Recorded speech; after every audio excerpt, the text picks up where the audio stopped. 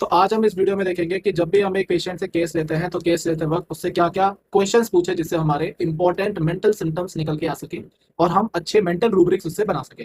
तो बहुत बार क्या होता है, पेशेंट से केस लेते वक्त हमारे दिमाग में ये क्वेश्चंस ही नहीं आते कि हम इससे पूछेंगे। तो सबसे पहले हमें क्या ध्यान रखना होता है कि उस पेशेंट से हमें कंसर्न, अडेप्टेशन और रिएक्शन पूछना होता है कि उसका उस बीमारी को लेकर के क्या कंसर्न है, क्या उसने उस बीमारी को लेकर के अडेप्टेशन है, क्या उसका रिएक्शन है। तो हमें यहाँ पे सबसे पहले पेशेंट से पूछना होता है कि ये बीमारी आपकी कब से स्टार्ट हुई और आपने इस बीमारी के लिए अभी तक क्या क्या किया है। जैसे आपने देखा होगा बहुत सारे पेशेंट क्या होता है जो 3 महीने 4 महीने ऐसे निकल जाते हैं पर वो कोई भी ट्रीटमेंट नहीं करवाते उसका। तो ये भी हमारा एक रूब्रिक बन जाता है, जैसे फ्रीवुलस होता है। अब बहुत सारे पेशेंट होते हैं जो उनको 4 या 5 दिन हुए होते हैं बीमार हुए और वो फट से जो है वो क्लिनिक पे आ जाता है ठीक कराने के लिए। तो इससे भी हमारा रूब्रिक बन जाता है, जैसे carrot to be carrot fast. तो बहुत सारे ऐसे रूब्रिक्स होते हैं जो एक पेशेंट की हर एक बात से हम रूब्रिक बना सकते हैं। तो ये बहुत इंपॉर्टेंट होता है पेशेंट से पूछना। उसके बाद हम पूछते हैं कि आपको क्या लगता है कि ये बीमारी कब से स्टार्ट हुई। अब ऐसा होता है कि कभी कभार पेशेंट को पता होता है कि ये बीमारी मेरी कब से स्टार्ट हुई, कि मैं अभी 1-2 महीने पहले मैं वहां गया था और वहां जाके मैंने कुछ ऐसा भयानक चीज देख ली, या फिर मैंने वहां पे कुछ ऐसा मंजर देख लिया जिसकी वजह से वो सदमा अभी तक मेरे दिमाग में अभी भी है। या फिर उसने कुछ 1 महीने पहले या उसने 2 हफ्ते पहले कुछ ऐसा खा लिया जिसकी वजह से उसको लगता है कि मेरी बीमारी उससे स्टार्ट हुई। तो बहुत बार पेशेंट बताता है कि मेरे को ऐसा लगता है कि इस वजह से स्टार्ट हुई। तो उससे भी हमारे बहुत सारे रूब्रिक्स बन पाते हैं, इस वजह से स्टार्ट हुई। तो उससे भी आपकी लाइफ में कुछ ऐसा हुआ था कि जिसकी वजह से आपको ऐसा लगता है कि ये तब से स्टार्ट हुई।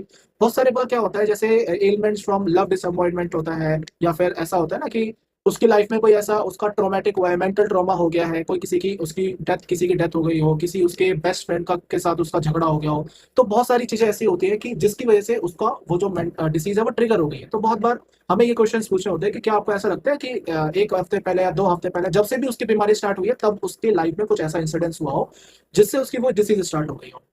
आपने देखा होगा बहुत सारे जो मेंटल रूब्रिक्स होते हैं जिसमें एलिमेंट्स लिखा होता है, एलिमेंट्स फ्रॉम डिसअपॉइंटमेंट या एलिमेंट्स फ्रॉम रेस्पेक्ट विंग, कुछ इस तरीके से रूब्रिक्स होते हैं। तो यहाँ पे जो एलिमेंट्स वाले रूब्रिक होते हैं वो इसीलिए पूछे जाते हैं कि पेशेंट को ऐसा लगता है कि उसकी लाइफ में वो ऐसा हुआ है और वो एक्चुअली में हुआ भी होता है कि हाँ भाई उसका ब्रेकअप हो गया या उसका किसी से झगड़ा हो गया या किसी कोई भी चीज ऐसी हुई हो जिसकी वजह से उसका इफेक्ट उसके माइंड पे पड़ा होता है। तो यहाँ पे एलिमेंट्स वाले जो रूब्रिक होते हैं वो इन्हीं से बनाए जाते हैं। अगर आपको कहीं भी ऐसा लगे कि ये पेशेंट जो है वो बहुत अनकॉमन चीज बता रहा है, ये पेशेंट बहुत एक पीक्यूआरएस चीज बता रहा है, तो उस सिम्टम्स को आपको कभी भी छोड़ना नहीं है।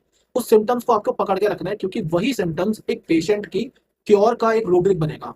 तो वो पेशेंट जो है ना वो पीक्यूआरएस सिम्टम जो है वो आपको कभी भी छोड़ना है, उसको आपको पकड़ के रखना है और उससे रिलेटेड और क्वेश्चंस पूछना है, जिससे कि आपको वो एक अनकॉमन चीज के बारे में आपको और ज्यादा क्वेश्चंस मिल सके और ज्यादा आप उससे रूब्रिक्स बना सके। पूछ सकते हो कि इस बीमारी ने आपकी लाइफ में क्या बदलाव लाया। अब बहुत सारे ऐसा होता है ना कि जैसे मान लो पेशेंट को ओरल अल्सर्स हुए हैं। अब ओरल अल्सर्स की वजह से वो पेशेंट क्या कर रहा है, अब वो चटपटा खाना बंद कर दिया उसने।